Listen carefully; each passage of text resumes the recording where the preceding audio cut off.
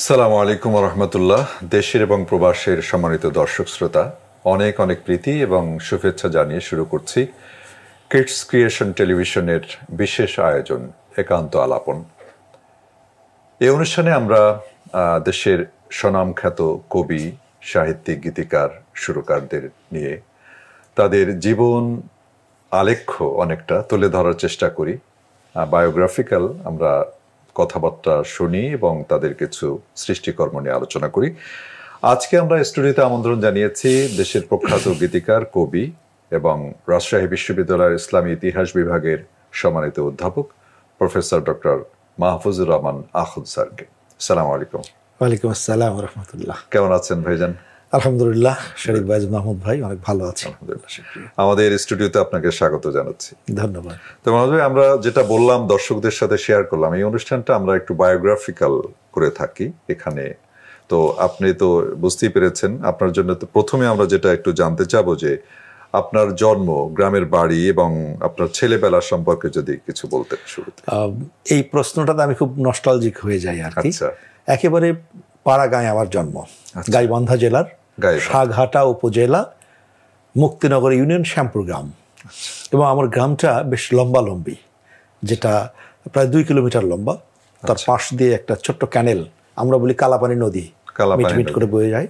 সেই নদীতে মাছ ধরা, ছোটবেলা বেড়ে ওঠা। আমার প্রাইমারি স্কুল গ্রামের। তো সেই শ্যামপুর গ্রামেই আমার জন্ম এবং প্রাথমিক পড়াশোনা প্রথমে মক্তব, যেটা অনেকেই বলেন। আমাকে সেদিন একজন প্রশ্ন করেছেন যে আপনি কয়টা প্রতিষ্ঠানে পড়েছেন? আমি বললাম 11টা। কি করে সম্ভব? হ্যাঁ, মক্তব 2টা, আমার পাড়ার মসজিদ, পাশের গ্রামের মসজিদে মক্তবে পড়েছি। তারপরে প্রাইমারিতে গেলাম, শ্যামপুর প্রাইমারি স্কুল। মক্তবে কি আমপাড়া, মানে একেবারে আলিফবা তাসা থেকে শুরু করে কায়দা, আমপাড়া, কোরআন শরীফ ধরা। এবং আমরা কিন্তু এই জায়গাটা অনেক সময় একটু ইগনোর করি, কিন্তু মক্তবে যা শিখেছি তারপরে কিন্তু ওই ঝুড়িতে বিশুদ্ধতার জায়গায় এসেছে, শুদ্ধ তেলাওয়াত ও মক্তব। কিন্তু যা মুখস্থ করেছিলাম ওই সময় ওইটাই কিন্তু সম্বল, মূল বেজ। সে যথার্থই বলেছেন, কারণ ছোটকালের বিদ্যাটা হলো পাথরের দাগের মতো। এই জন্য এটা খুবই গুরুত্বপূর্ণ। আপনি বলেছেন আমরাও কিন্তু পড়েছি মক্তবে, আমরাও ছোটবেলা পেয়েছি। এখনকার ছেলে মেয়েরা এগুলো খুব সুযোগ পায় না, কারণ প্রাইভেট টিউটর দ্বারাই তারা পরিচালিত হয়। তবে আমি গ্রামে বা বিভিন্ন জায়গাতে এই গুরুত্বটা তুলে ধরি যে মসজিদ ভিত্তিক মক্তবটা থাকা উচিত এবং আমাদের শিশুদের এই মক্তবমুখী করা উচিত। আচ্ছা, তাহলে ওখানে পড়াশোনা করলেন, প্রাইমারি স্কুলে তারপরে হাই স্কুল কোথায়? এরপরে প্রাইমারি পাশ করে বোনারপাড়া মাদ্রাসায়, যেটা আমাদের উপজেলা প্রপার, সেই মাদ্রাসায় 2 বছর পড়লাম। এরপরে চলে আসলাম বগুড়া সারিয়াকান্দিতে। এই যে মায়ের কোল ছাড়লাম ক্লাস 7-এ ওঠার পরে, তারপর বগুড়া সারিয়াকান্দি সিনিয়র মাদ্রাসায়, সেখান থেকে দাখিল আলিম। পরে আবার সারিয়াকান্দি ডিগ্রি কলেজে বিএ পাশ করছে, 1 বছর পড়লাম। এরপরে বগুড়া আজিজুল হক কলেজে চলে গেলাম অনার্স। ইতিমধ্যে ফাজিল পড়লাম সারিয়াকান্দি মাদ্রাসার পাশে জোরগাছা সিনিয়র মাদ্রাসায়। এরপরে আবার কামিল পড়লাম বগুড়া সরকারি মোস্তফা আলিয়া মাদ্রাসায়, সরকারি আলিয়া। এবং পরে কামিল প্রথমবার তাফসির, পরে হাদিসে পড়েছি মহিমাগঞ্জ আলিয়াতে। এরপরে রাজশাহী বিশ্ববিদ্যালয় এবং সেখানে মাস্টার্স, এমফিল, পিএইচডি। অর্থাৎ স্কুল, মক্তব, প্রাইমারি, মাদ্রাসা, হাই স্কুলটা পড়া হয়নি, মাদ্রাসা, কলেজ, ইউনিভার্সিটি, মাশাআল্লাহ সব দেখে দৌড়দৌড়ি। তাহলে মূল আমরা যদি এইভাবে বলি যে আপনার মূল মানে যেটাকে বলে জ্ঞানের যে ভিত্তিটা মূলত মাদ্রাসা থেকে। আলহামদুলিল্লাহ, আপনি পরে যে সবচেয়ে মজার ব্যাপার যে ইউনিভার্সিটিতে পড়েছেন, সেখানেই এখন শিক্ষকতা প্রফেশনে আছেন, এটা অনেক সৌভাগ্যের বিষয়। আমি এই দিক থেকে খুব সৌভাগ্যবান, আলহামদুলিল্লাহ। আর আমার জীবনটা তো ওই ছোটবেলা থেকে বাউন্ডুলা টাইপের একটু, কিন্তু শেষমেশ আল্লাহ এমন জায়গাতেই থিতু করলেন যেটা আমি তার শুকরিয়া করে আসলে শেষ করতে পারি না। এরপরে আপনার পারিবারিক আব্বা আম্মা, সন্তান, ভাবি সম্পর্কে যদি বলতেন। যদি দাদা থেকে শুরু করি, আমার দাদারা ছিলেন 9 ভাই। এবং প্রত্যেকেই অত্যন্ত প্রাজ্ঞ এবং খুব ভালো আলিম ছিলেন, ভালো জানাশোনা। আমার দাদা খুব কালচারাল ছিলেন এবং তিনি খুব ভালো খেলোয়াড় ছিলেন। জেলা পর্যায়ে, বিভাগীয় পর্যায়ে পর্যন্ত তিনি খেলেছেন এবং তার বুট, তার খেলাগুলো পরবর্তীতে পেয়েছিলাম। যাই হোক, আমার আব্বা বেঁচে ছিলেন গত 1 বছর আগে তিনি গত হয়েছেন। আমরা মানে বটবৃক্ষ হারিয়েছি। মা আছেন আলহামদুলিল্লাহ, মা বেঁচে আছেন। আমরা 6 ভাই 2 বোন, 8 ভাই বোন। আমি দ্বিতীয়, 2 নম্বর না কিন্তু, আচ্ছা দ্বিতীয়। মেঝো। গতকালই আমি শুনলাম মেঝো সন্তান দিবস, মানে মেঝো ভাই বা মেঝো সন্তান দিবস আপনার ভাবি বলছিলেন। তো আমি বললাম যে তুমিও মেঝো, আমিও মেঝো, আমার মেয়ে আবার মজা করলো আমিও তো মেঝো, এরকম কি যেন আলোচনা হচ্ছিল। তো আপনি মেঝো, গ্রামে একটা প্রবাদ আছে, মাইজ্জা খায় ভাইজ্জা, জানেন নাকি? এরকম কিছু ভাবছেন নাকি? মেজোরা কিন্তু আবার সৌভাগ্যবান হয় বেশি। আচ্ছা, আমি যে প্রশ্নটা করেছি এড়াই যাবেন না। না, এটা আমি ভাজে খাইনি, না এই জায়গাটা হয়নি। তবে যেটা ছিল যে ভাই ছোটবেলা থেকে খুব পড়ুয়া ছিলেন। আচ্ছা। আর আমি ছিলাম ছোটবেলা থেকে একটু অন্য টাইপের, মানে ইম্যাচিউরড বেবি ছিলাম, একটু ভুঁড়িটা এরকম ছিল, পেটে। আচ্ছা। আর আব্বার খুব কাছাকাছি থাকতাম, ছাগল চড়ানো, গরু চড়ানো, এই রাখালিপনা, পড়াশোনার প্রতি আমার একদম মন ছিল না। আচ্ছা। আমি যখন বয়স 9, আমার বন্ধুরা যখন ক্লাস 3-তে উঠে গেছে, তখন মূলত পড়াশোনাতে যাওয়া। আচ্ছা, মাশাআল্লাহ। তাহলে এখন আসি একটু আব্বা আম্মা। তো আম্মা আছেন, কত বয়স হলো খালাম্মার? আম্মা তো 76। মাশাআল্লাহ, আল্লাহ হায়াতে তাইয়্যিবা দান করুন, দোয়া করি। আচ্ছা, তো আব্বা ইন্তেকাল করেছেন কয় বছর হলো? আব্বা 82-তে মারা গেছেন। 82 না, মানে 82 বছর বয়সে। হ্যাঁ, আব্বা মারা গেছেন 1 বছর আগে। 1 বছর আগে, মানে 82 বছর বয়সে। আল্লাহ জান্নাতবাসী করুন। এবার আসেন আপনার সন্তান, তাদের সম্পর্কে যদি বলেন। আলহামদুলিল্লাহ, আল্লাহ আমাকে 3 সন্তান দিয়েছেন। আমার মিসেস রাজশাহীর মানুষ। আচ্ছা। 3 সন্তান আল্লাহ দিয়েছেন। প্রথম দুটো ছেলে, একটা মেয়ে।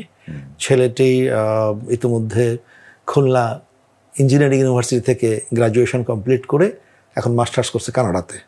ইতিমধ্যে আলহামদুলিল্লাহ শ্বশুর হয়ে গেছে, বিয়ে দিয়ে দিয়েছি ছেলেকে, বৌমা সহ ওরা কানাডায় আছে। আর মেজো ছেলে ইউনিভার্সিটিতে পড়ছে, মাইক্রোবায়োলজিতে, রাজশাহী ইউনিভার্সিটি। আর মেয়েটা ক্লাস 9-এ পড়ছে। তবে সবার বেজটা কিন্তু মাদ্রাসা। আচ্ছা, মাদ্রাসা ক্লাস 8 পর্যন্ত পড়িয়ে তারপরে এই দিকটায় আমার একটাই হলো যে অন্তত তেলাওয়াতটা সহি হয়ে যাক, ইসলামের ভিত্তিটা তৈরি হোক, যেন মৃত্যুর পরে ওরা জানাজাটা করতে পারে। আল্লাহ কবুল করুন, এটা বড় একটা পাওয়ার, একটা বিষয় আলহামদুলিল্লাহ। এটা আচ্ছা, তাহলে ভাবি কি হোম মিনিস্টার? হ্যাঁ, উনি না, উনি সব করেন।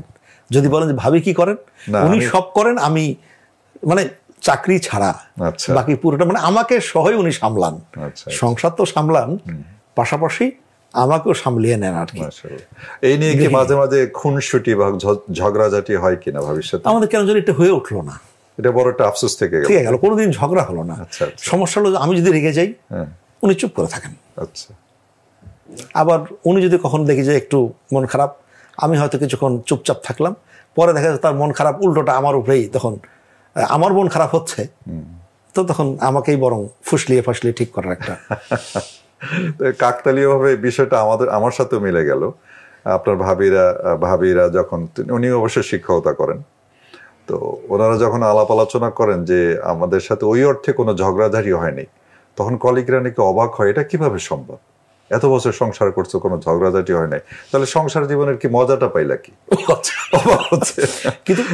কিন্তু যেটা মজা হলো যে যদি কখনো কোনো বিষয়ে ধরুন দ্বিমত হলো, আমরা হয়তো ঝগড়াঝাটি বা কিছুই হলো না, এবং সেই মতের পার্থক্য বা মন খারাপিটা 3 ঘন্টা 4 ঘন্টা সর্বোচ্চ রাত্রি পর্যন্ত না ভাই, এটা আমি আপনার সাথে বিনয়ের সাথে বলি, এই 2-3 ঘন্টা 1 ঘন্টার বেশি থাকার সুযোগ হয় নাই। আফসোসের সাথে বললাম, আলহামদুলিল্লাহ 2-3 ঘন্টা বলতে আমি হয়তো ডিপার্টমেন্টে চলে গেলাম, ইউনিভার্সিটি চলে গেলাম, এরকম আর কি। আচ্ছা আচ্ছা, আসলাম, পরে দেখা গেল যে সবই ঠিক আছে, কিন্তু যখন বোঝা যাচ্ছে যে কথার মধ্যে সেই রস, সেই আনন্দ একটু কমতি মনে হচ্ছে, তখনই আর কি আলহামদুলিল্লাহ একসাথে বসে আড্ডা দেয়া, একসাথে খাওয়া, আলহামদুলিল্লাহ। এটা অনেক সময় হয়ে ওঠে না আমাদের এই বিশেষ করে যান্ত্রিক জীবনে, এটা আমাদের অনেক ফ্যামিলিতে এটা খুব কম হয়। আমি আমার সন্তানদেরকে বলি যে আসো একসাথে খাই, ওরা দেখা যাচ্ছে পড়াশোনায় ব্যস্ত, বাবা একটু পরে পড়ো, আসো একসাথে খাই। অনেক সময় আসে, অনেক সময় আসতে পারে না, ওদের পড়াশোনা তো এখন অনেক প্রেশার বেশি। এটা কিন্তু আমার আব্বা এটাকে করতেন, উনি বলতেন দুইটা জিনিস, একটা হচ্ছে সন্তানদের সাথে খাওয়া, সন্তানদের সাথে করে নিয়ে মসজিদে যাওয়া, এই দুটো যদি ঠিক থাকে তোমার সন্তান কখনো বিপদগামী হবে না। ওকে, তো এরপরে আসি মাহফুজ ভাই, আমরা তো বেশি প্রোগ্রামটা লেংদি করব না, যেহেতু বাচ্চাদের জন্য মূলত আমাদের কথাগুলো আসবে। এরপরে আপনার কাছে জানতে চাবো যে আপনার লেখাপড়া তো জানলাম, এবার শিক্ষকতাটা কোন সাল থেকে ইউনিভার্সিটিতে পড়াশোনা তো ভর্তি, আপনি কি ইসলামী ইতিহাসে, ইসলামিক হিস্ট্রি এন্ড কালচার, আচ্ছা, তারপর শিক্ষক হলেন কবে থেকে, কোন বছর? আমি পড়াশোনা তো শেষ করলাম 94 এর মাস্টার্স, তো শেষ হলো 98-এ। মানে ওই জন্য আমরা বলি যে রাজশাহী বিশ্ববিদ্যালয় তখন 4 বছরের সেশন জাট, 94-এ পরীক্ষা দিয়েছি, সার্টিফিকেটে লেখা আছে 98-এ পরীক্ষা দিয়েছি, সার্টিফিকেট লেখা আছে 94, তার মানে 90 আর 4 = 98, নতুন অঙ্ক। তো করার পরে মাস্টার্স পরীক্ষা দেওয়ার পরে ঢাকায় আসার সুযোগ হয়। আমি খুব সৌভাগ্যবান যে ইসলামিক সংস্কৃতির, শিল্প সাহিত্যের যিনি আমাদের বটবৃক্ষ মতিউর রহমান মল্লিক, তার আমন্ত্রণে ঢাকায় চলে আসে, রেজাল্ট হওয়ার আগেই বাংলাদেশ সংস্কৃতি কেন্দ্র শুরু হওয়া, সেখানে 2 বছর, তারপরে এমফিল করলাম, পিএইচডি চলা অবস্থা 2002 সালে আমি বিশ্ববিদ্যালয়ে জয়েন করি। এবং মল্লিক ভাইয়ের খুব স্বপ্ন ছিল, উনি বারবার বলতেন তোমাকে বিশ্ববিদ্যালয়ে দেখতে চাই, তার দোয়াটা আল্লাহ কবুল করেন। আলহামদুলিল্লাহ। মল্লিক ভাই তো অনেককে নিয়ে এরকম স্বপ্ন দেখে এবং উনি অনেক কিছু দেখেও গেছে, আবার অনেক কিছু দেখেও যেতে পারেননি, যেটা এখন হচ্ছে। তো আমরা আবার আসছি এবার আপনার সাংস্কৃতিক পথ চলা, যেটা আপনি অলরেডি বলা শুরু করেছিলেন। আপনার, আমি যতটুকু জানি, আমি তো তখন ঢাকায় ছিলাম, আপনি তখন বগুড়ায় ছিলেন, তো বগুড়ার সমন্বয় দিয়ে আপনার তো কালচারাল অঙ্গনটা শুরু, সমন্বয়ের প্রতিষ্ঠাতা পরিচালক ছিলেন, সমন্বয় সাংস্কৃতিক সংসদ। তো এই যে এইটার সাথে কিভাবে ইনভলভ হলেন, এটা যদি একটু পিছনের গল্পটা বলতেন। পিছনের গল্প বলতে আমার পারিবারিকভাবে শিল্প সাহিত্যের সাথে একটা সম্পৃক্ততা আছে। আমার দুই মামাই শিল্প সাহিত্যের সাথে ছিলেন। আমার ছোট মামা তো রীতিমতো যাত্রা গান করতেন আচ্ছা এলাকায়, এবং আমার বড় মামা তিনি ধোয়া গান গাইতেন। আমার বড় আব্বা যিনি জ্যাঠো, তিনি ওই আগে গাতা হতো, গ্রামে কাজ করতো, সব উনি চিৎকার ধোয়া গান। দর্শকদের জন্য একটু বলি, আমি যদি ভুল না করি, বড় আব্বাদের নাম ছিল বড় চাচা, রাইট, আমার আব্বার বড় ভাই। আচ্ছা, জি, বুঝতে পেরেছি। এবং আমার আব্বা নিজেও জোকস টাইপের থিয়েটার করতেন। আচ্ছা, মানে কৌতুক অভিনেতা। আচ্ছা, তো এই জায়গা থেকেই শিল্প সাহিত্যের জায়গাটা আগে থেকে, মানে রক্তের মধ্যে থেকে আসা। আর তারপরে বগুড়ার সারিয়াকান্দিতে যখন আমি পড়াশোনা করি, সে সময় গ্রাম থিয়েটারের সাথে সম্পৃক্ত হয়ে যাই। আচ্ছা, এবং ওই সময় আমি নিজে একটা ছোট্ট সারিয়াকান্দিতে একটা সংগঠন করেছিলাম গ্রাম থিয়েটারের সাথে তাল মিলিয়ে। পরে বগুড়ায় আমাকে ডাকা হলো এবং বগুড়া থেকে বলা হলো মুন্সি আব্দুল বাসেত ভাই, অধ্যাপক মুন্সি আব্দুল বাসেত, তিনি বগুড়ায় বললেন যে আপনাকে জেলায় সাংস্কৃতিক কর্মকাণ্ড করতে হবে। তখন সমন্বয় সাহিত্য সংস্কৃতি সংসদ নাম দিলাম। মজার ব্যাপার হলো যে বগুড়া শেরপুর কলেজে একটা নবীন বরণ হবে, সেখানে সাইমুমকে নেবার কথা, পরে যে কোনো কারণে হয়নি, বলা হলো যে সমন্বয়, মানে আপনারা এই কাজটা করবেন, তখনও সমন্বয়ের নাম হয়নি। আচ্ছা, আমরা রিহার্সেল করে সেখানে সমন্বয় নাম হওয়ার আগেই অনুষ্ঠানটা করলাম। অনুষ্ঠান মঞ্চ শেষ করে পরে সমন্বয় নাম দিয়ে আমাদের যাত্রা শুরু হলো 1992 সালের 22 আগস্ট। মাশাআল্লাহ। তো মানে নামটা হলো প্রোগ্রাম হয়ে যাওয়ার পরে সমন্বয়টা নামের পিছনে আর একটা কারণ হলো যে আমরা তখন বগুড়া জেলা শহর থেকে বিভিন্ন জায়গা থেকে শিল্পী কালেক্ট করে আমরা একটা সমন্বিত রূপ দিয়েছিলাম। এই জন্য সমন্বয় সাহিত্য সংস্কৃতি। খুবই ভালো লাগলো, পিছনের কথা জানলাম, পিছনের কথার মতনই কথা। তাহলে এইভাবে শুরু হলো 92 সালে মূলত। তখন আমরা ঢাকা জি, এবং ঢাকায় আলফালা মিলনায়তনে কিন্তু কালচারাল যে ওয়ার্কশপগুলো, সেখানে আসার সুযোগ হয়েছে এবং সেই সূত্রে আপনার সাথেও প্রথম পরিচয়ের সময় আলহামদুলিল্লাহ কবি গোলাম মোহাম্মদ ভাইয়ের শিল্পকণে প্রথম আড্ডা সিঙ্গারা এবং চায়ের সাথে। আলহামদুলিল্লাহ, আল্লাহ জান্নাতবাসী করুক গোলাম মোহাম্মদ ভাইকে। আপনি তো আসলে অনেক কাজের সাথে জড়িত, আসলে এই অল্প সময় তো এত ডিটেল আমরা যেতে পারবো না, তো গভীরে। আপনি কবিতা লেখেন, গান লেখেন, সুর করেন, সম্পাদনা করেন, কোনটাতে বেশি স্বাচ্ছন্দ্য বোধ করেন? আসলে শুরু হয়েছিল গান দিয়ে। প্রথমে আমি যখন বগুড়া সারিয়াকান্দিতে, তখন গ্রাম থিয়েটার করাকালীন টুকটাক গান লিখতাম এবং সেটা নিজে সুর করে গাইতাম বিভিন্ন জায়গাতে। তারপর থেকে ছড়ায় একটু এগিয়ে গেলাম। কবিতা লিখতাম এক সময় খুব বেশি, পরে 98 সালে এসে আমি অর্কেস্ট্রা নামে একটা পত্রিকা হাতে পেলাম, দুর্বোধ্য কবিতা। তখন মনে হলো যে না, কবিতা বোধহয় আমাকে দেওয়ার হবে না। তখন ছড়ার দিকে গেলাম এবং গানের দিকে গেলাম। আচ্ছা আচ্ছা। 2003-এ এসে আবার একটা কবিতা নয়াদিগন্তে ছাপা হলো, আপনার লেখা, এবং একজন বড় কবি পাশে। আচ্ছা। তখন আমাকে বললেন, এত সুন্দর কবিতা লেখেন আপনি, অথচ আপনি কবিতা লেখেন না, রেগুলার লেখেন। তখন আবার কবিতায় ফিরে আসলাম। সুতরাং ছড়া, গান, কবিতা এবং তার সাথে শিশুতোষ গল্প। আমার শিশুতোষ কিছু গল্পের বইও আছে, জলজ রাজার দেশে, জিনের বাড়ি, ভূতের হাড়ি, এরকম শিশুতোষ মজার জিন পরি আর ভূতং, আচ্ছা, এই টাইপের। তো একটু যদি জানতে চাই যে এ পর্যন্ত কাব্যগ্রন্থ কয়টা আছে আপনার? আমার ছড়া বা মানে কবিতার বই সব মিলে, ছড়া কবিতা মিলে 16টা বই বেরিয়েছে, আর রিসার্চ কেন্দ্রিক বই আছে 9টা। মাশাআল্লাহ, 16 দর্শক বুঝতেই পেরেছেন যে 25টা বই হয়েছে। লাইব্রেরিটা কত সমৃদ্ধ, পার্সোনাল ইয়াটা অনেক সমৃদ্ধ। আল্লাহ কবুল করুক। আপনার অনেকগুলো জনপ্রিয় গান আছে, এর মধ্যে মানে মৌলিক গান রয়েছে, আঞ্চলিক গান রয়েছে। একটি গান হচ্ছে মৌলিক গানের মধ্যে ফুলের মতো ফুল হতে চাই। আমার মনে পড়ে যে স্পন্দন একটা নাটক করেছিলাম আমরা, স্পন্দন থেকে বন্ধু, সেখানে গানটি প্রথম, ওটার যে পরিচালক ছিলেন আল হোসেন পিয়ারু ভাই, উনি আমাদের যে শিশু যে বন্ধু হিরো ছিল তাকে কণ্ঠে এটা লিপসিং করেছিল। শাহাবুদ্দিন শিহাব গানটা গেয়েছিল, মাসুদ রানার সুরে, খুবই অসাধারণ। এখনো এই গানটা এখনো এত বেশি শিশুদের মধ্যে প্রভাব ফেলেছে, আলহামদুলিল্লাহ। আমার খুব ইলাকে কেউ অনেকে ফোন করে বলেন যে আপনার জীবনের বোধহয় সার্থক গান এটাই। আলহামদুলিল্লাহ। আপনার একটা বিখ্যাত গান হচ্ছে হাল জোড়বার সময় হলো রে, লাঙ্গল নিয়ে চ, একটু যদি দর্শকের শোনাতেন। বগুড়ার বেশ কয়েকটা আঞ্চলিক গান আমার আছে, এর মধ্যে দুটো গান একেবারে পাবলিকলি মুখে মুখে, একটা হাল জুড়বার সময় হসেরে লাঙ্গল গরুলিয়া চ, আর একটা এই বিল্লু চ মাছ মারবার যাই। এবং আমার আঞ্চলিক গানগুলোর কেন্দ্রীয় চরিত্র হচ্ছে বিল্লু। আচ্ছা। হাল জুড়বার সময় হসেরে লাঙ্গল গরুলিয়া চ, মাছের ভর্তা দিয়া পান্তা খামো, মাছের ভর্তা দিয়া পান্তা খামো, তোর চাচিকে যায়া ক, হাল জুড়বার সময় হসে রে লাঙ্গল গরু লিয়া চ চ চ, হাল জুড়বার সময় হসে রে লাঙ্গল গরু লিয়া চ চ চ। বাঁশের থোপের মধ্যে পাখি চিগরা চিগরি করে, মুগরির ঘরার মধ্যে মোরগটা ললি ফাটা মরে, বাঁশের থোপের মধ্যে পাখি চিগরা চিগরি করে, মুগরির ঘরার মধ্যে মোরগটা ললি ফাটা মরে, তোর কেড়ে নিন ভাঙে না কে, তোর কেড়ে নিন ভাঙে না কে, আর একটা আত লাগবি নাকি ক, হাল জুড়বার সময় হসে রে লাঙ্গল গরু লিয়া চ চ চ, হাল জুড়বার সময় হসে রে লাঙ্গল গরু লিয়া চ চ চ। ক্যামেরা বিল্লু এখনো উঠলু না, চাচা খালি ডাকে, চাচি সিনে এখনো ওঠেনি। কি করলু, তোর চাচি এখনো ওঠেনি? ক্যারে ও পীর মাও তুইও কে ইনকে আলসে হলু, বেনা উঠে পান্তা দিব আগা আতেরে কয়া থুলু, ক্যারে ও পীর মাও তুইও কে ইনকে আলসে হলু, বেনা উঠে পান্তা দিব আগা আতেরে কয়া থুলু।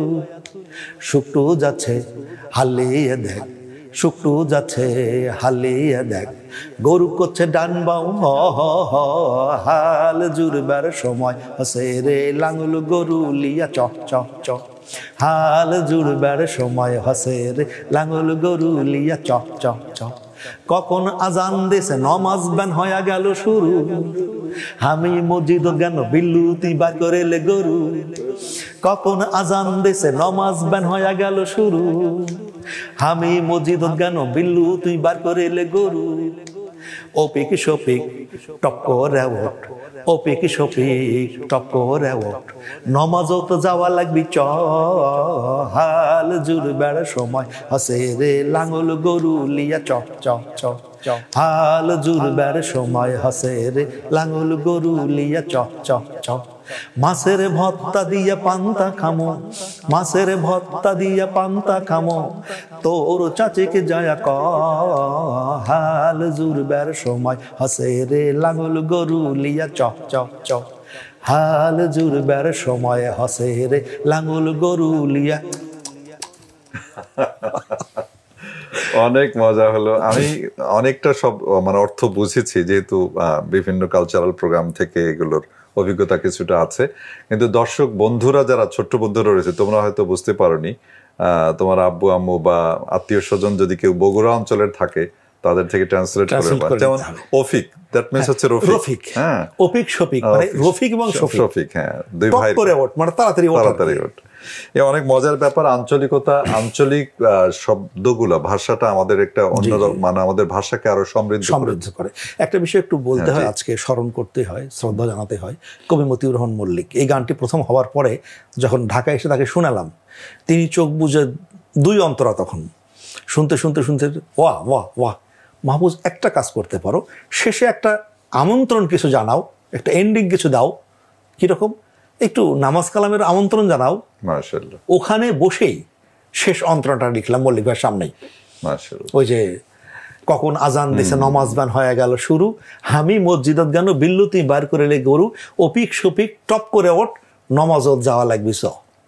মাশাআল্লাহ, পরিপূর্ণতা পেল এই প্যারাটা দিয়ে। মাশাআল্লাহ মাশাআল্লাহ। এবং তখন উনি একটা কথা বলতেন, যা কিছু করো তার সাথে যদি তোমার স্রষ্টা রিলেটেড থাকে, আল্লাহ রিলেটেড থাকে, এর বারাকা আলাদা, অন্যরকম বারাকা। দেখেন, এই যে অভিজ্ঞতা সমৃদ্ধ ব্যক্তিত্ব যারা, তাদের একটাই পরামর্শটা কিন্তু আপনার জীবনের এখন যা কিছু বাঁকে বাঁকে এই কথাটা আপনার কানে একেবারে কানে বাজে সব সময়। এবং এইটাই কিন্তু গানের, আপনার এই গানটা যে এটা দাওয়া কাজ হয়ে গেল, গানটা দাওয়া কাজের এবং আঞ্চলিক সংস্কৃতিকেও আপনি তুলে ধরলেন। আল্লাহ কবুল করুক, মল্লিক ভাইকেও আল্লাহ রাব্বুল আলামিনের জাযা দান করুক। আচ্ছা, আমরা এবারে আসি, আমরা প্রায় শেষের দিকে। মাহফুজ ভাই, অনেক আলোচনাতে করতে ইচ্ছা করে, আপনার সাথে অনেক স্মৃতি আমাদেরও আছে। সামাজিক এবং সাংস্কৃতিক অনাচার আমাদের সমাজে অনেক কিছুই দৃশ্যমান, যেগুলো আমাদেরকে কষ্ট দেয়, যেগুলো নিয়ে আপনারা বিশেষ করে যারা অধ্যাপনায় নিয়োজিত আছেন, বিভিন্ন সভা সেমিনারে কথা বলে থাকেন। এই বিষয়ে যদি একটু আমাদের দর্শক বন্ধুদের জন্য বা দর্শকদের জন্য বলতেন আর কি। দেখুন, এখন কিন্তু প্রত্যেকে তার সন্তানকে নিয়ে অরিড, অবশ্যই, এবং সবার একটা প্রত্যাশা, আমার সন্তান ভালো মানুষ হয়ে উঠুক। এই যে যেটা বললাম, যে সন্তানকে নিয়ে অরিড হয়েছে, ভীত সন্ত্রস্ত হয়ে আছে, এর মূল ব্যাপারটা হলো যে বাড়ি থেকে, ঘর থেকে বেরোলেই যে সমাজের সাথে মিশছে, সেই সমাজের একটা বড় ধরনের নোংরা পার্ট তৈরি হয়ে আছে। মাদক, অশ্লীলতা, মোবাইল টেকনোলজি, বিশ্বায়ন, সবকিছু মিলে, যথেচ্ছ ব্যবহার, এগুলোর সবকিছু মিলে একটা বড় ধরনের, মানে এমন একটা চ্যালেঞ্জের মুখোমুখি। এবং আমাদের একটা শ্রেণীর মানুষ, তারা চিন্তাই করে যে আমরা যদি তাদেরকে মোটামুটি মাদক ধরায় দিতে পারি, তাদেরকে যদি তথ্য প্রযুক্তির নেগেটিভ সাইডটা ব্যবহার শেখাতে পারি, নারী ঘটিত বিষয় যদি আনতে পারি, তাহলে অন্তত আমাদের সাথে তার সম্পৃক্ততা বাড়বে, এবং ইসলাম চর্চা যারা করে সেখান থেকে অন্তত তাদেরকে ডাইভার্ট করা যাবে। এটা কিন্তু একটা রাজনৈতিক অপসংস্কৃতিও বটে। অবশ্যই এটা রাজনৈতিক অপসংস্কৃতি বটে। এবং সে সাথে কালচারাল যে বিষয়টি, আগে যেটা আমরা ছোটবেলায়, আপনার মনে থাকার কথা যে আমরা যাত্রা গান, খুব কেউ দেখতে গেলে খুব অপরাধ মনে করা হতো, হে অমুক যাত্রা দেখতে গেছে, খুব খারাপ। কিংবা সার্কাস, এখন কিন্তু ওই যাত্রা সার্কাসে যা হতো, ওই সময় সিনেমাতে যা হতো, এখন তার চেয়ে হাজারো গুণ বেশি নেগেটিভ আমরা হাতের মুঠোয় একদম কালচার। তো সুতরাং এই জায়গাটা যদি আমরা নিয়ন্ত্রণ করতে না পারি, আমাদের সন্তানদেরকে, আমাদের ভবিষ্যৎ প্রজন্মকে এই জায়গা থেকে না তুলে আনতে পারি, এবং তাদের মানে সেই অন্ধকারের বিপরীতে যদি আলো বিচ্ছরণ না ঘটাতে পারি, ইতিবাচক সংস্কৃতি যদি চর্চা না বাড়াতে পারি, তাহলে আমাদের জন্য অত্যন্ত খারাপ দিক বয়ে আনবে। আলহামদুলিল্লাহ, কিডস ক্রিয়েশন আপনারা সেই কাজটাই আলহামদুলিল্লাহ চেষ্টা করছি। তো এই ক্ষেত্রে মনে হয় যে আমাদের সমাজপতি, রাষ্ট্র এবং এখানে দায়বদ্ধতাটা খুব বেশি। এবং আমরা ইতিপূর্বেও যেটা খেয়াল করেছি, দীর্ঘদিন এই দায়বদ্ধতা থেকে সমাজপতিরা তো বিচ্যুত ছিলেনই, বরং তারা উস্কে দিয়েছেন সাংস্কৃতিক এবং সামাজিক এই জায়গা থেকে। তো আলহামদুলিল্লাহ, এখন অভিভাবকরা সচেতন হয়েছে। সচেতন হওয়া দরকার প্রত্যেক শ্রেণী পেশায় যারা দায়িত্বশীল আছেন, স্কুল শিক্ষক বা যারা শিক্ষক আছেন, বিভিন্ন সমাজপতি আছেন, রাজনীতিবিদ আছেন, প্রত্যেককে এই ক্ষেত্রে দায়বদ্ধতা নিয়ে এই বিশুদ্ধতার জন্য কাজ করা উচিত। জি, খুবই মূল্যবান কথা এই বিষয়ে আপনার কাছ থেকে জানলাম। আশা করি দর্শক আপনারা যারা দেখছেন আমাদেরকে, এই বিষয়টি আমরা মাথায় নিয়ে আমাদের সন্তানদেরকে সেইভাবে তৈরি করার চেষ্টা করব। মহান আল্লাহ রাব্বুল আলামিন আমাদের কবুল করুন। আমরা শেষের দিকে ধর্মীয় বিশ্বাস এবং সংস্কৃতির সাথে কি আমাদের সমাজে দেখা যায় কেউ কেউ এটাকে নিয়ে একটা মিশ্রণ ঘটিয়ে ফেলেন, ধর্মবিশ্বাস আর সংস্কৃতি কিভাবে একসাথে হয়, এটার সাথে আপনি কোনো সাংঘর্ষিক কিছু দেখেন কিনা? আমি তো সাংঘর্ষিক কিছু দেখি না, বরং সংস্কৃতি তো তাই যা আমি যা। টি.এস. এলিয়ট কিন্তু এটা বলেছেন, আমি যা তাই সংস্কৃতি। অর্থাৎ আমার বিশ্বাস থেকে সংস্কৃতির জন্মটা হচ্ছে বিশ্বাস থেকে, আর এর বহিঃপ্রকাশ হচ্ছে রুচিবোধ থেকে। আমার বিশ্বাস যেমন, আমার রুচিটাও সেই আলোকে গড়ে উঠবে। একজন মানুষ যেটা খায় আমি সেটা খাই না, একজন মাদক মজা করে গ্রহণ করে আমি সেটা করি না, একজনের কাছে গরুর মাংস খুবই সুপাদীয়, একেবারে উপাদেয় একটা খাবার, আবার আরেকজনের কাছে গরুর মাংস দেবতা। তার মানে এটা কোত্থেকে এসছে? বিশ্বাস থেকে, ধর্ম থেকে। তো এই যে সংস্কৃতি, একজন ইঁদুর ধরে সেটা সুন্দর করে খাচ্ছে, আমার কাছে ওটা ঘৃণা। একজন সাপ খাচ্ছে, একজন শূকর খাচ্ছে, কারণ এটা আমার ধর্ম আমাকে অ্যালাউ করে না। ওইভাবেই গড়ে তুলেছে যে যদি আমি আমাকে শূকরের মাংস যদি দেয়া হয়, এটা কিসের মাংস বলা হলো না, আমি মজা করে খেতে খেতে যদি বলি ভাই এটা কিসের মাংস, একটু মজাই লাগছে, এটা তো শূকরের মাংস, সঙ্গে সঙ্গে টেস্ট তো দূরের কথা, ওখানেই বমি হয়ে যাবে। এটা কেন? এটা আমার ধর্মীয় বিশ্বাস থেকে, ধর্মীয় বিশ্বাস এবং চেতনা, এই জায়গায় থেকে সংস্কৃতির জন্ম এবং বিকাশ। সুতরাং ধর্ম আর সংস্কৃতি কোনোভাবেই আলাদা নয়, দুটো এক এবং অবিভাজ্য, দুইটাই একে অপরের পরিপূরক। জি, খুবই সুন্দর কথা যে সংস্কৃতি সেটা আমাদের ধর্মীয় বিশ্বাস থেকেই গড়ে উঠেছে এবং যেটা বললেন যে একান্তভাবে আমি যেটা অভ্যস্ত ওইটাই আমার সংস্কৃতি। এটা আমাদের সমাজ, রাষ্ট্র সব ক্ষেত্রেই আমরা একইভাবে করব। তো আমাদের মাহফুজ ভাই অনেক কথা তো বলার থাকে, আমরা একদম শেষের দিকে নতুন প্রজন্ম এবং কিডস ক্রিয়েশন এই বিষয়ে যদি আপনি বলতেন সবশেষে যে কথাটি আসলে বলতে হয় যে আমরা তো মফস্বল শহরে থাকি, রাজশাহীতে বা বিভিন্ন জেলা শহরে, যেহেতু আমি সারা দেশে ভ্রমণ সফর করার সুযোগ হয় আলহামদুলিল্লাহ।